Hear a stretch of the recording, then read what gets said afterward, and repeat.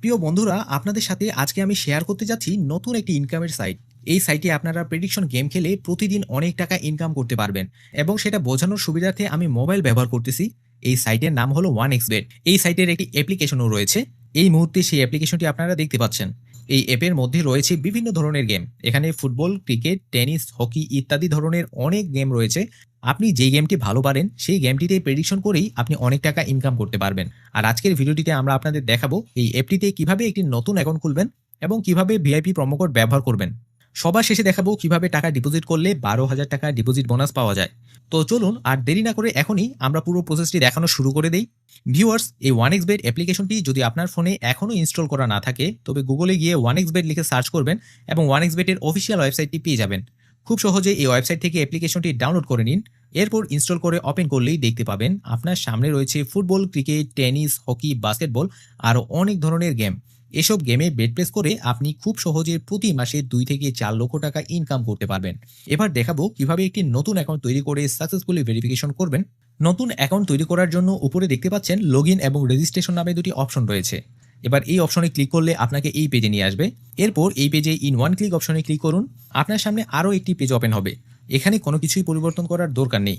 শুধুমাত্র এই প্রোমো কোডের ঘটিতে আমাদের ভিআইপি প্রোমো কোডটি বসান।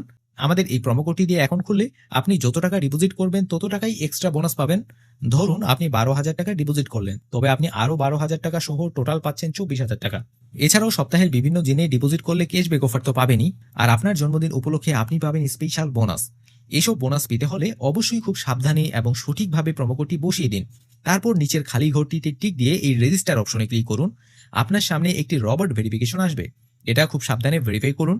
ভেরিফাই শেষ হয়ে গেলে আপনাকে একটি ইউজার নেম এবং পাসওয়ার্ড দেওয়া হবে। এই ইউজার নেম এবং পাসওয়ার্ডটি কোথাও সংরক্ষণ করে রাখুন, কারণ এই ইউজার নেম এবং পাসওয়ার্ডটি ভবিষ্যতে আপনার অ্যাকাউন্টে লগ ইন করার জন্য প্রয়োজন পড়বে। এবার এই নেক্সট অপশনে ক্লিক করলে আপনাকে ডিরেক্ট অটো লগ ইন করে মেইন ইন্টারফেসে নিয়ে আসবে। ভিউয়ার্স, আপনার অ্যাকাউন্টটি কিন্তু তৈরি হয়ে গেছে। এবার দেখাবো কিভাবে অ্যাকাউন্টটি ভেরিফাই করবেন। ভেরিফাই করার জন্য নিচের মেনু অপশনে ক্লিক করুন।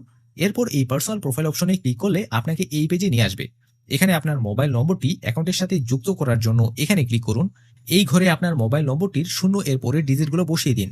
তারপর নেক্সট অপশনে ক্লিক করলে আবার একটি রবট ভেরিফিকেশন দেখাবে। এটি খুব সাবধানে ভেরিফাই করুন।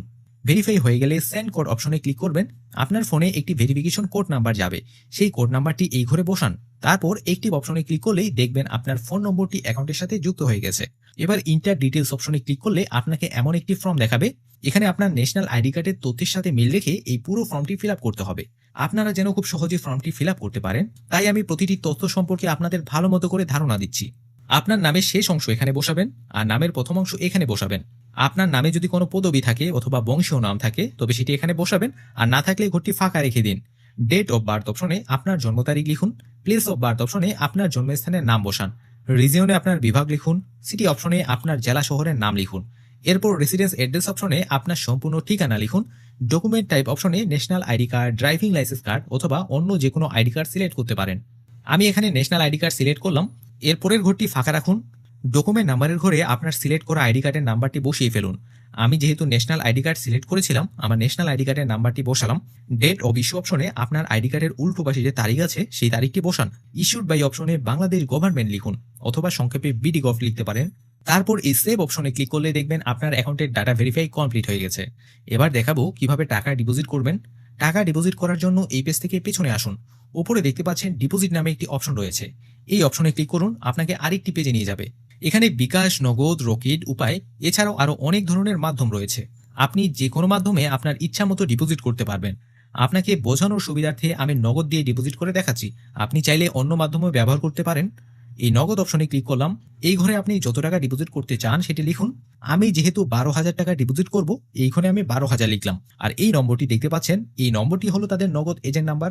টাকা ডিপোজিট করার জন্য এই নাম্বারে আপনার পার্সোনাল নগদ অ্যাকাউন্ট থেকে ক্যাশ আউট করবেন। ক্যাশ আউট করার সময় মনে রাখবেন আপনি 300 থেকে 20,000 টাকার মধ্যেই কিন্তু ডিপোজিট করতে পারবেন, তাই এর মধ্যেই আপনাকে ক্যাশ আউট করতে হবে। আরেকটা ইম্পর্টেন্ট কথা হলো, এই এজেন্ট নাম্বারটি কিন্তু বিভিন্ন সময় পরিবর্তন হয়, তাই আগে থেকে কপি করে রাখতে যাবেন না।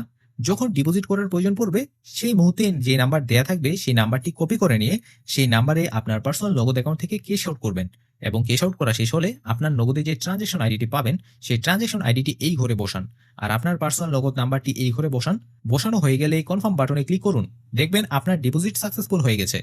এবার ৫ থেকে ১০ মিনিট অপেক্ষা করুন। দেখবেন আপনার অ্যাকাউন্টে সেই টাকাটি চলে এসেছে। সেই টাকাটি আপনার অ্যাকাউন্টের এই ঘরে দেখতে পাবেন। এই যে দেখুন, আমার ডিপোজিট করা ১২,০০০ টাকা কিন্তু আমি পেয়ে গিয়েছি।